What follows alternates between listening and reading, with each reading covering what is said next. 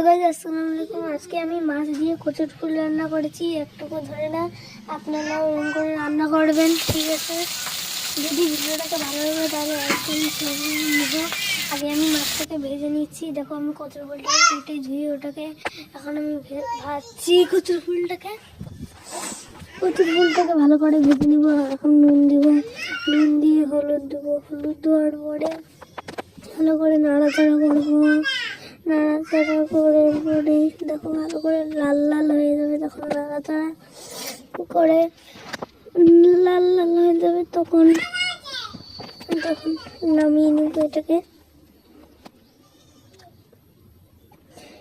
তখন নামিয়ে নেব। দেখো ভালো করে নাড়াচাড়া করবো, ভালো করে যেন লাল টকটকা হয়। দেখো এখন আমি কচুর ফুলটাকে নামিয়ে নিয়েছি। কচুর ফুলটাকে নামিয়ে নেওয়ার পরে একটু তেল দেবো। তেল দিয়ে লঙ্কা, পেঁয়াজ, রসুন দেওয়ার পরে তারপরে একটু নাড়বো। নাড়ার পরে লঙ্কা, পেঁয়াজ, রসুনটা যখন লাল লাল হয়ে যাবে তখন মাছটাকে দিয়ে দিব। মাছের মাথাটাকে দিয়ে ভালো করে নাড়াচাড়া করবো। একটু পানি দিয়ে দিলাম।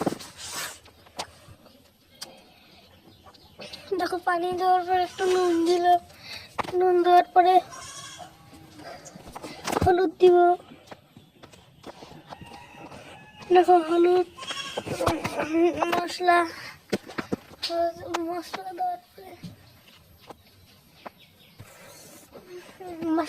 তখন এই যে ভাজা রাখা ফুলটাকে দিয়ে দিব।